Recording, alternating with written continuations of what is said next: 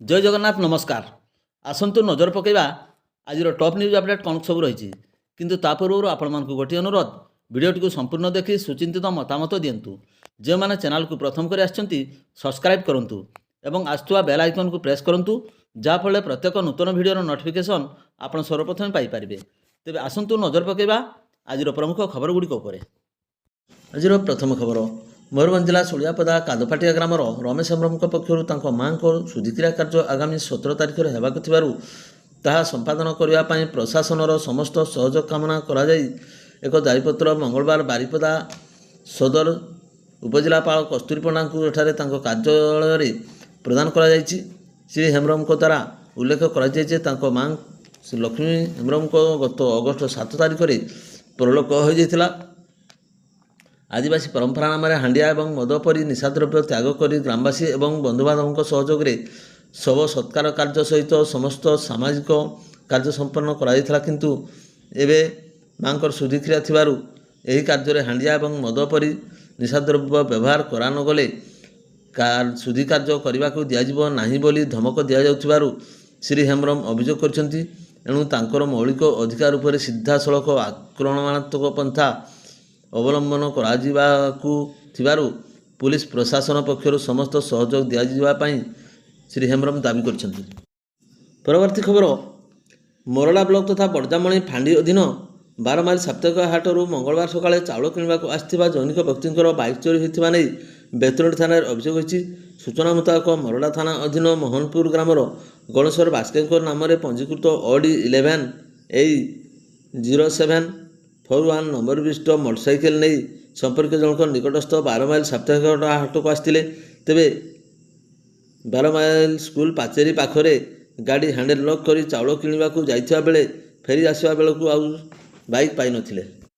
परवर्ती खबर मोरडा थाना अधीन मोरडा बजार ठारू अनति दूर में मंगलवार राति ओडी 11Z6098 नंबर विशिष्ट एक बाइक जड़े पथचारी को धक्का देता फल घटनास्थल चित्रोड़ा अग्निशम बाहिनी स्थानीय लोकों सहयोग गुरुतर अवस्था जड़े महिला समेत बाइक चालक को उद्धार कर किसानताणी डाक्तखाना भर्ती करते। महिला नाम गौरी महापात्र बयस 40 वर्ष होता बेले बाइक चालक नाम शेख अबुनागम बयस 25 वर्ष बोली जमापड़ी। से मोरडा और नुआगाँ रास्तार धानसोल ठारे एक कार द्रुतगति आसी रास्तार जाउथवा गोटे षंढ को धक्का देवार घटनास्थल में षंढर मृत्यु घटता बेले दुर्घटनाग्रस्त गाड़ीटे भांगी रुजी जाइथवा जमापड़ी। अन्य एक घटनाक्रम बड़जामणी फांडी अधीन जामुगोधा जंगल रास्तार ओडी 11AJ2824 नंबर विशिष्ट एक बुलेट 2 जन युवक जाउथवा बेले भारसाम्य हराई रास्ता पार्श्वर थिबा एक गछ को धक्का देथिले। स्थानीय लोके दुई को गुरुतर अवस्था उद्धार कर आंबुलांस जोगे बेतनोटी डाक्तखाना को स्थानांतरित करते। दुई घर बेतनोटी थाना अंचल होइथवा बेले बड़जामणी पुलिस दुर्घटनाग्रस्त बाइक को जबत कर फांडी को आनी सूचना मिली। परवर्ती खबर मयूरभंज जिला उदुला सहर किसान कुमार पुणी ओडिशार गौरव को जातीय स्तर में उच्च करछंती। विकसित भारत यंग लीडर डायलॉग 2024 में देशर प्राय 50 जन प्रतियोगी मध्यरु श्रेष्ठ 5 जन प्रेरणादायक युवा प्रतिभा मध्य स्थान पाइछंती। किसान पूर्वर अनेक जातीय स्तर में ओडिशार प्रतिनिधित्व कर निज प्रतिभार प्रभाव सारा देश में देखाई सारी। जीवन संघर्ष दृढ़ संकल्प युव नेतृत्वर यात्रा को नहीं प्रधानमंत्री नरेंद्र मोदी द्वारा उन्मोचित young India stories of DB wild पुस्तक विशेष भाव उल्लेख कराई। पुस्तक किसान को कहानी को एमती जड़े युवकों यात्रा भाव दर्शाई। सीमित सुजोग और समस्या सत्वे निज परिश्रम आत्मविश्वास और देश सेवार स्वप्न को सर्वदा अग्राधिकार देते। स्थानीय अंचल में उदलामाटर जड़े साधारण युवक संघर्ष आज प्रधानमंत्री पुस्तक स्थान पाइबा समग्र जिला तथा ओडिशा गौरवर विषय। आगामी दिन में ओडिशार नाम को जातीय स्तर में श्रेष्ठ भाव प्रतिपादित करने को प्रयास करने सहित माटीमार विकास पर संघर्ष जारी रखिब बोली किसान कहते। परवर्ती खबर मयूरभंज जिलार ठाकुरमुंडा थाना अंतर्गत ठाकुरमुंडा कप्तिपदा रास्ता दिगोधर नुआसाई बांक निकट में भारसाम्य हराई बाइक दुर्घटना 2 जन गुरुतर आहत हो पड़ते। रास्ता पार्श्व छिड़ा होता एक बाइक को धक्का देवार यह दुर्घटना घटिवार सूचना मिली। सूचना अनुसार केन्दुझर जिलार आनंदपुर थाना अंतर्गत पणसडीहा पंचायत बणाजोड़ी ग्रामर ଶ୍ରୀରାମ ସାମାଡ଼ ବର୍ଷ 30 ବର୍ଷ ନିଜ ବାଇକ୍ରେ ସରତ ଅଞ୍ଚଳରୁ ଘରକୁ ଫେରୁଥିଲେ। ଏହି ସମୟରେ ଭେଜିଡ଼ିହା ଅଞ୍ଚଳରୁ ସାହାରପଡ଼ା ଥାନା ଅନ୍ତର୍ଗତ ମାଛଗଡ଼ ନିକଟସ୍ଥ କମାରମାରା ଗ୍ରାମର ଜଗାବିରୁଆ ବୟସ 30 ବର୍ଷଙ୍କୁ ସେ ଲିଫ୍ଟ ଦେଇଥିଲେ। ଦୁଇ ଜଣ ଏକ ବାଇକ୍ରେ ଯାତ୍ରା କରୁଥିବା ବେଳେ ଠାକୁରମୁଣ୍ଡା ଥାନା ନୂଆସାହି ବାଙ୍କ ନିକଟରେ ରାସ୍ତାରେ ଛିଡ଼ା ହୋଇଥିବା ଏକ ବାଇକ୍କୁ ଧକ୍କା ଦେଇଥିଲେ। ଫଳରେ ଦୁଇ ଜଣ ରାସ୍ତାରେ ଛିଟିକି ପଡ଼ି ଗୁରୁତର ଆହତ ହୋଇଥିଲେ। ସ୍ଥାନୀୟ ଲୋକମାନେ ଘଟଣାସ୍ଥଳରେ ପହଞ୍ଚି 108 ଆମ୍ବୁଲାନ୍ସକୁ ଖବର ଦେଇଥିଲେ। ପରେ ଆମ୍ବୁଲାନ୍ସ ଯୋଗେ ଉଭୟଙ୍କୁ ଠାକୁରମୁଣ୍ଡା ଗୋଷ୍ଠୀ ସ୍ୱାସ୍ଥ୍ୟ କେନ୍ଦ୍ରରେ ଭର୍ତ୍ତି କରାଯାଇଥିଲା। ପ୍ରାଥମିକ ଚିକିତ୍ସା ପରେ ଉଭୟଙ୍କର ଅବସ୍ଥା ଗୁରୁତର ଥିବାରୁ ଡାକ୍ତରମାନେ ସେମାନଙ୍କୁ କରଞ୍ଜିଆ ଉପଖଣ୍ଡ ସ୍ୱାସ୍ଥ୍ୟ କେନ୍ଦ୍ରକୁ ଅଧିକ ଚିକିତ୍ସା ପାଇଁ ସ୍ଥାନାନ୍ତରିତ କରିଥିବାର ଜଣାପଡ଼ିଛି। ଆହତ ଜଗାବିରୁଆଙ୍କ ବାମ ଗୋଡ଼ ଏବଂ ମୁଣ୍ଡରେ ଗୁରୁତର ଆହତ ଲାଗିଥିବା ବେଳେ ଶ୍ରୀରାମ ସାମାଡ଼ଙ୍କର ବାମ ଗୋଡ଼ରେ ଆଘାତ ଲାଗିଥିବା ଜଣାପଡ଼ିଛି। ପରବର୍ତ୍ତୀ ଖବର, ରାଇରଙ୍ଗପୁରରେ ସେନା କର୍ମଚାରୀମାନଙ୍କ ପାଇଁ ସିଏସ୍ଡି କ୍ୟାଣ୍ଟିନ୍ ସ୍ଥାପନ ପାଇଁ ଦୀର୍ଘ ବର୍ଷ ହେଲା ସେନା କର୍ମଚାରୀ ଦାବି କରି ଆସୁଥିଲେ। ଏହାକୁ ନେଇ ଜିଲ୍ଲା ପ୍ରଶାସନ ପକ୍ଷରୁ 4ଟି ଜାଗା ଦେଖାଯାଇଛି, ଯାହାକୁ ସରଜମିନ କରିବା ପାଇଁ ବାଲେଶ୍ୱର ଡିଫେନ୍ସ ଷ୍ଟେସନ ହେଡ୍କ୍ୱାର୍ଟରରୁ କର୍ଣ୍ଣେଲ ଆନନ୍ଦଚରଣ ବୈତୀଙ୍କ ସମେତ 5 ଜଣ ଆଜି ରାଇରଙ୍ଗପୁର ଗସ୍ତରେ ଆସିଥିଲେ। ରାଇରଙ୍ଗପୁର ପୂର୍ବତନ ସୈନିକ ସଂଘ, 5 ବିଟ୍ ସେନା କର୍ମଚାରୀ ଏବଂ କେନ୍ଦୁଝର ସେନା କର୍ମଚାରୀ ସେମାନଙ୍କୁ ସମ୍ବର୍ଦ୍ଧିତ କରିଥିଲେ। ପରେ ରାଇରଙ୍ଗପୁର ଉପଜିଲ୍ଲାପାଳଙ୍କ ସମ୍ମିଳନୀ କକ୍ଷରେ ଏକ ବୈଠକ ଅନୁଷ୍ଠିତ ହେବା ସହ ସିଏସ୍ଡି କ୍ୟାଣ୍ଟିନ୍ ସ୍ଥାପନ ସମ୍ବନ୍ଧରେ ଆଲୋଚନା ହେବା ସହ କ୍ୟାଣ୍ଟିନ୍ ଖୋଲାଯିବା ସମ୍ବନ୍ଧରେ ଆଲୋଚନା ହୋଇଥିଲା। ପରେ ଜିଲ୍ଲା ପ୍ରଶାସନ ତରଫରୁ ଦିଆଯାଇଥିବା ସ୍ଥାନ ପରିଦର୍ଶନ କରିବାକୁ ଯାଇଥିଲେ କର୍ଣ୍ଣେଲ ଆନନ୍ଦଚରଣ ବୈତୀ, କ୍ୟାପ୍ଟେନ୍ ପିକେ ପଣ୍ଡା, ସୁବେଦାର ମେଜର ଲକ୍ଷ୍ମୀଧର ପ୍ରଧାନ, ସୁବେଦାର ଏସ୍ ସାମଲ, ସୁବେଦାର ଏସ୍ ବିଶ୍ୱାସ, ମେଜର ଡିଏନ୍ ଦାସ, ସଭାପତି କ୍ୟାପ୍ଟେନ୍ ଗୁରୁଚରଣ ହେମ୍ବ୍ରମ, ଉପସଭାପତି ଫ୍ଲାଇଂ ଅଫିସର ଜେଏନ୍ ବେହେରା, ସମ୍ପାଦକ ହାବିଲଦାର ସମାଇ ମୁର୍ମୁ ପରିଚାଳନାରେ ସହଯୋଗ କରିଥିଲେ। ଖୁବ୍ ଶୀଘ୍ର ରାଇରଙ୍ଗପୁରରେ ଡିଏସ୍ଡି କ୍ୟାଣ୍ଟିନ୍ ଖୋଲାଯିବ ବୋଲି କହିଥିଲେ। ପ୍ରଶାସନ ପକ୍ଷରୁ 2 ଏକର ଜାଗା ଦିଆଯାଇଛି। ପରବର୍ତ୍ତୀ ଖବର, ବେତନଟୀ ବିଡିଓ ସୁଶାନ୍ତ କୁମାର ସୁତାରଙ୍କ ଜାଲ ଦସ୍ତଖତ ସ୍ଥାନୀୟ ୟୁକୋ ବ୍ୟାଙ୍କରେ ଥିବା ବ୍ଲକ ଆକାଉଣ୍ଟରୁ 2,26 ଲକ୍ଷ ଟଙ୍କା ଆତ୍ମସାତ କରାଯାଇଥିବା ସତ୍ତ୍ୱେ ଘଟଣାର 2 ସପ୍ତାହ ହେବାକୁ ବସିଥିଲେ ସୁଦ୍ଧା ଅଦ୍ୟାବଧି ବେତନଟୀ ପୁଲିସ ସହିତ ମୟୂରଭଞ୍ଜ ଜିଲ୍ଲା ପୁଲିସ ଆରକ୍ଷୀ ଅଧୀକ୍ଷକ ତଦନ୍ତ ପ୍ରକ୍ରିୟା ସଫଳ ହୋଇପାରିନଥିବା ଜଣାପଡ଼ିଛି। ଏହି ଘଟଣାରେ ସମ୍ପୃକ୍ତ ବ୍ୟକ୍ତିବିଶେଷଙ୍କୁ ତଦନ୍ତ ପରିସରଭୁକ୍ତ କରାଯାଇ ପାରିନଥିବାରୁ ଏହି ଘଟଣାକୁ ନେଇ ସନ୍ଦେହ ଘନୀଭୂତ ହେବାରେ ଲାଗିଛି। ଏହି ଆତ୍ମସାତ ଘଟଣାର ତଦନ୍ତ ପୁଲିସ ପାଖକୁ କ୍ରାଇମବ୍ରାଞ୍ଚ ହାତକୁ ଦେବା ବେତନଟୀ ପୁଲିସ ପ୍ରକାଶ କରିଛି। ମୟୂରଭଞ୍ଜର ଏହି ଚର୍ଚ୍ଚିତ ବିଡିଓ ପୂର୍ବରୁ ଭଦ୍ରକ ଜିଲ୍ଲାରେ ଚାନ୍ଦବାଲି ତହସିଲରେ ଥିବା ସମୟରେ କେତେକ ଅନିୟମିତତା କାର୍ଯ୍ୟ ନିମନ୍ତେ ନିଲମ୍ବିତ ହୋଇଥିଲେ। ସେ ବେତନଟୀ ବ୍ଲକକୁ ବିଡିଓ ଭାବେ ବଦଳି ହୋଇ ଆସିବା ପରେ ଏହି ବ୍ଲକରେ ପଞ୍ଚାୟତରାଜ ବ୍ୟବସ୍ଥାର ନାନା ବିଭ୍ରାଟ ଦେଖାଦେବା ସହ ସାଧାରଣ ଅସନ୍ତୋଷ ବୃଦ୍ଧି ପାଇଥିଲା। ସେ ଚାନ୍ଦବାଲିରେ ଥିବା ସମୟରେ ବଡ଼ ଧରଣର ହେରଫେର ହୋଇ ତଦନ୍ତ ଚାଲିଥିଲା। ସେହି ଘଟଣାରେ ସେ ନିଲମ୍ବିତ ହୋଇଥିବା ଜଣାଯାଇଛି।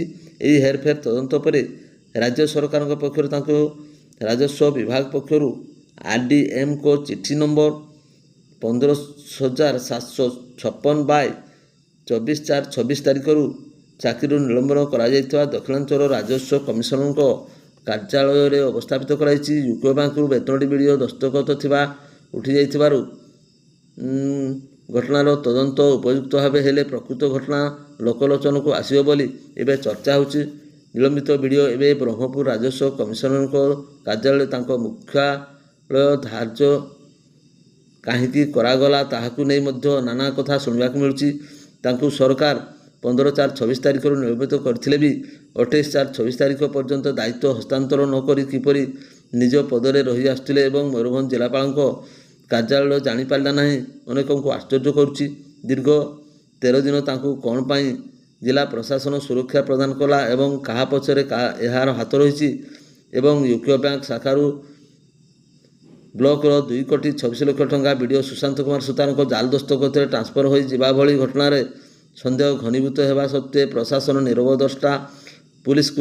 ପୁଲିସର ନିଷ୍କ୍ରିୟତାକୁ ନେଇ ବିଭିନ୍ନ ମହଲରେ ଆଲୋଚନା ହେଉଛି।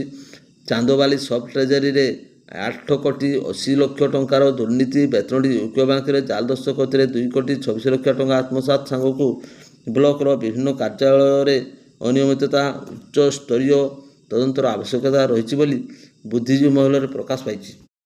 ପରବର୍ତ୍ତୀ ଖବର, ଜେସାକୁ ତେସା ନୃଶଂସ ହତ୍ୟା କଲା ଯୁବକ ଅଭିଯୁକ୍ତକୁ ବାନ୍ଧି ନିର୍ଘାତ ମାଡ଼ ମାରିଲେ ଗ୍ରାମବାସୀ। ମୟୂରଭଞ୍ଜ ଜିଲ୍ଲା ତିରିଙ୍ଗ ଥାନା ଅନ୍ତର୍ଗତ କୁଲୁଘୁଟୁ ଗାଁରେ ଘଟିଛି ଏହି ଘଟଣା। ଶାବଳ ଆକ୍ରମଣ କରି 2 ଜଣଙ୍କୁ ହତ୍ୟା କରିଥିଲା ଅଭିଯୁକ୍ତ ମଚକା ଆଲଦା। ମୃତକ 2 ଜଣ ହେଲେ କୁଲୁଘୁଟୁ ଗାଁର ଗୋପୀନାଥ ସର୍ଦ୍ଦାର ଏବଂ ବୁଦ୍ଧେଶ୍ୱର ରଣା। ଏହାପରେ ଅଭିଯୁକ୍ତ ମଚକା ଅଲଦାକୁ କାବୁ କରି ବାନ୍ଧି ନିସ୍ତୁକ ମାଡ଼ ମାରି ଗୋଡ଼ ଭାଙ୍ଗି ଦେଇଥିଲେ ଗ୍ରାମବାସୀମାନେ। ପୁଲିସ ସୂଚନା ପାଇ ଅଭିଯୁକ୍ତକୁ ଗ୍ରାମବାସୀ କବଳରୁ ଉଦ୍ଧାର କରି ଗିରଫ କରିଥିଲେ।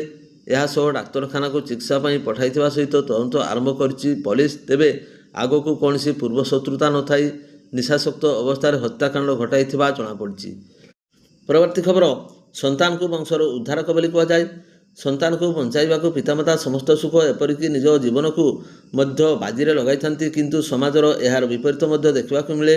କେତେବେଳେ ପେଟର ଭୋକ ପାଇଁ ତ କେତେବେଳେ ନିଜର ଆବଶ୍ୟକତା ପୂରଣ ପାଇଁ ନିଜର ଜନ୍ମିତ ସନ୍ତାନକୁ ବିକ୍ରି କରିଦିଅନ୍ତି। ଓଡ଼ିଶାରେ 80 ଦଶକର ଫ୍ରାନ୍ସ ପୁଞ୍ଜି ଘଟଣାଠାରୁ ମଧ୍ୟ ଆଜି ଯାଏଁ ଅନେକ ସ୍ଥାନରେ ଏଭଳି ଘଟଣା ଦେଖିବାକୁ ମିଳୁଛି। ପ୍ରତି ଘଟଣା ପରେ ବଢ଼ୁଥିବା ସରକାରଙ୍କ ପ୍ରତିଶ୍ରୁତି, ପ୍ରଶାସନର ତତ୍ପରତା କିଛିଦିନ ପରେ ଥମିଯାଏ ଏବଂ ପୁଣି ଏହିଭଳି ପିଲା ବିକ୍ରି ଘଟଣା ଘଟିଥାଏ। ଏଭଳି ଏକ ସମ୍ବେଦନଶୀଳ ଘଟଣା ବାରିପଦା ସଦର ଥାନା ଅଞ୍ଚଳ ମଦ ନିଶାରେ ଆବଶ୍ୟକତା ମେଣ୍ଟାଇବାକୁ ନିଜ ଶିଶୁପୁତ୍ରକୁ 30,000 ଟଙ୍କାରେ ବାପା ବିକ୍ରି କରିଦେଇଛନ୍ତି। ଘଟଣା ଜଣାପଡ଼ିବା ପରେ ପ୍ରଶାସନ ପକ୍ଷରୁ ପଦକ୍ଷେପ ନିଆଯାଇ ଶିଶୁପୁତ୍ରକୁ ଉଦ୍ଧାର କରାଯାଇଛି। ନିଶାଡ଼ି ବାପା ମଦ ନିଶାରେ ନିଜର ଜନ୍ମିତ ପୁତ୍ର ସନ୍ତାନକୁ 30,000 ଟଙ୍କାରେ ବିକ୍ରି କରିବା ପାଇଁ ଉଦ୍ୟମ କରୁଥିବା ସମୟରେ ଘଟିଛି ଏହିଭଳି ଏକ ଘଟଣା। ସୂଚନା ଅନୁସାରେ ମୟୂରଭଞ୍ଜ ଜିଲ୍ଲା ମରଡ଼ା ଥାନା ଅଧୀନ ଘୋଳମୁହାଁ ଗ୍ରାମର ରତନ କିସ୍କୁ ଅଧିକାଂଶ ସମୟରେ ଜଣେ ନିଶାଡ଼ି ଅଟେ। ନିଶାସକ୍ତ ଅବସ୍ଥାରେ ଅନେକ ସମୟରେ ନିଜ ପତ୍ନୀ ଏବଂ ଶିଶୁକୁ ମାରଧର କରୁଥିଲା। ଏନେଇ ଜାଣିବା ପରେ ସ୍ଥାନୀୟ ସିଡିପିଓ, ଅଙ୍ଗନବାଡ଼ି ସୁପରଭାଇଜର, ଆଶା ଏବଂ ଅଙ୍ଗନବାଡ଼ି କର୍ମୀ ଅନେକ ଥର ବୁଝାସୁଝା ମଧ୍ୟ କରନ୍ତି। ନିଜ 7 ମାସର ଶିଶୁପୁତ୍ରକୁ ସାଙ୍ଗରେ ଧରି ବାରିପଦା ସଦର ଥାନା ଅଧୀନ ଚାନ୍ଦବିଲା ଗ୍ରାମକୁ ଯାଇଥିଲା। ସେଠାରେ ନିଜର ନାମକୁ ଲୁଚାଇ ଅର୍ଜୁନ କିସ୍କୁ ବୋଲି ପରିଚୟ ଦେଇଥିଲା, ଯାହାକୁ ନେଇ ସ୍ଥାନୀୟ ଲୋକଙ୍କ ମନରେ ସନ୍ଦେହ ହେବାରୁ ସେମାନେ ତାଙ୍କୁ ଅଟକ ରଖି ପଚରାଉଚରା କରିଥିଲେ। ସେତେବେଳେ ରତନ 30,000 ଟଙ୍କା ନିଜ ଶିଶୁପୁତ୍ରକୁ ବିକ୍ରି କରିଦେବାକୁ ଆସିଥିବା କଥା ଜଣାପଡ଼ିଥିଲା। ମହିଳାମାନେ ତାଙ୍କୁ ଅଟକ ରଖିଥିବା ବେଳେ ରତନ ଚତୁରତାର ସହ ସେମାନଙ୍କ କବଳରୁ ଖସି ପଳାଇବାକୁ ସକ୍ଷମ ହୋଇଥିଲା। ତେବେ ଏ ସମ୍ପର୍କରେ ଖବର ପାଇ ବାରିପଦା ସଦର ଥାନା ପୁଲିସ ପହଞ୍ଚି ଘଟଣାସ୍ଥଳରୁ ଶିଶୁପୁତ୍ରକୁ ଉଦ୍ଧାର କରିଥିବା ଜଣାପଡ଼ିଛି, ଯାହାକୁ ନେଇ ଏବେ ସମଗ୍ର ଜିଲ୍ଲାରେ ଚର୍ଚ୍ଚାର ବିଷୟ ପାଲଟିଯାଇଛି। ଏହାପରେ ଶିଶୁ ଏବଂ ମହିଳା ବିଭାଗ ଅଧିକାରୀମାନେ ପହଞ୍ଚି ଶିଶୁପୁତ୍ରଟିର ସ୍ୱାସ୍ଥ୍ୟ ପରୀକ୍ଷା କରିଥିଲେ। ପରେ ଶିଶୁପୁତ୍ରଟିକୁ CWCକୁ ସ୍ଥାନାନ୍ତରିତ କରାଯାଇଥିବା ଜଣାପଡ଼ିଛି। ପରବର୍ତ୍ତୀ ଖବର, ମୟୂରଭଞ୍ଜ ଜିଲ୍ଲା ବୈଶିଙ୍ଗା ଥାନା ଅଧୀନ ଗଡ଼ଦେଉଳିଆ ଛକ ନିକଟରେ ଭୟଙ୍କର ସଡ଼କ ଦୁର୍ଘଟଣା ଘଟିଛି। ଦୁର୍ଘଟଣାରେ ମୟୂରଭଞ୍ଜ ଜିଲ୍ଲା ପୂର୍ବତନ ଜିଲ୍ଲା ପରିଷଦ ଅଧ୍ୟକ୍ଷା ତଥା ଗଡ଼ଦେଉଳିଆ ପେଟ୍ରୋଲ ପମ୍ପର ମାଲିକାଣୀ କମଳ ତିରିଆ ଆହତ ହୋଇଥିବା ବେଳେ ତାଙ୍କ ସାନ ପୁଅ ଅଭିଷେକ ତିରିଆ ଏବଂ ଅନେକ ଲୋକ ଗୁରୁତର ଆହତ ହୋଇଛନ୍ତି। ଗର୍ଭବତୀ ବୋହୂ ଦୀପ୍ତିରେଖା ସିଂହଙ୍କର ମୃତ୍ୟୁ ହୋଇଥିବା ଜଣାପଡ଼ିଛି। ସମସ୍ତଙ୍କୁ ବାଲେଶ୍ୱର ଜିଲ୍ଲା ରେମୁଣା ମେଡ଼ିକାଲ ନିଆଯାଇଥିବା ବେଳେ ଘଟଣାସ୍ଥଳରେ ପୁଲିସ ପହଞ୍ଚି ତଦନ୍ତ ଆରମ୍ଭ କରିଛି। ସୂଚନା ଅନୁଯାୟୀ କମଳା ତିରିଆ ସାନ ପୁଅ ବୋହୂଙ୍କ ସହିତ ତାଙ୍କ କାର OD 11AA 8181ରେ ଭୁବନେଶ୍ୱର ମେଡ଼ିକାଲ ଚେକ୍ଅପ୍ କରି ବାରିପଦା ଫେରୁଥିବା ସମୟରେ ରାତି ପ୍ରାୟ 11:30 ସମୟରେ ଗଡ଼ଦେଉଳିଆ ଛକ ନିକଟରେ 18 ନମ୍ବର ଜାତୀୟ ରାଜପଥ ପାର୍ଶ୍ୱରେ ବେଆଇନ ଭାବେ ଛିଡ଼ା ହୋଇଥିବା ଏକ ଟ୍ରକ୍ ପଛପଟ ପିଟି ହୋଇଯାଇଥିଲା। ତେବେ କାର ଚଳାଉଥିବା ତାଙ୍କ ପୁଅ ଏବଂ ସମ୍ମୁଖରେ ବସିଥିବା ତାଙ୍କର ଗର୍ଭବତୀ ସ୍ତ୍ରୀଙ୍କ ଅବସ୍ଥା ଗୁରୁତର ହୋଇଥିବା ବେଳେ କମଳା ତିରିଆ ମଧ୍ୟ ଆହତ ହୋଇଥିଲେ। ସ୍ଥାନୀୟ ଲୋକେ ସେମାନଙ୍କୁ ଉଦ୍ଧାର କରି ରେମୁଣା ମେଡ଼ିକାଲକୁ ପଠାଇଥିଲେ। ଘଟଣାସ୍ଥଳରେ ବୈଶିଙ୍ଗା ପୁଲିସ ପହଞ୍ଚି ତଦନ୍ତ ଆରମ୍ଭ କରିଥିଲେ। ତେବେ ଏହି ସ୍ଥାନରେ ଜାତୀୟ ରାଜପଥ ଉପରେ ପ୍ରାୟ ସମୟରେ ବେଆଇନ ଭାବେ ମାଳ ମାଳ ଟ୍ରକ୍ ଛିଡ଼ା ହୋଇ ରହୁଥିବା ବେଳେ ପୂର୍ବରୁ ମଧ୍ୟ ଏକାଧିକ ଦୁର୍ଘଟଣା ଘଟି ଅନେକ ଧନଜୀବନ ନଷ୍ଟ ହୋଇଛି। ଭିଡ଼ିଓଟିକୁ ଶେଷ ପର୍ଯ୍ୟନ୍ତ ଦେଖିଥିବାରୁ ଆପଣଙ୍କୁ ଅଶେଷ ଅଶେଷ ଧନ୍ୟବାଦ।